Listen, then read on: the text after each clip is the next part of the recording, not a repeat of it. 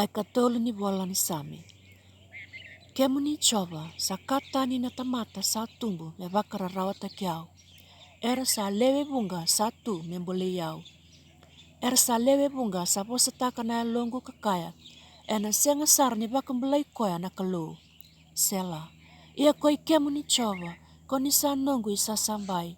Na nongu yuku ke koya sa tambe adhake na ulungu. Awatangi be coba enandamongu. Asaro ngodi au kukoya maina nona ulu ni bonua tambu. Sela.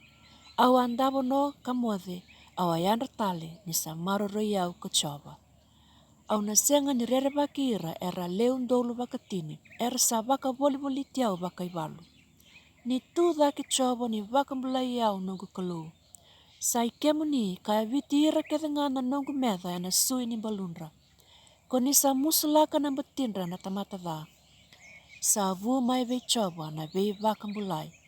Me tu be ira na nomu ni tamata na nomu ni bosa ni be bakalunga tataki.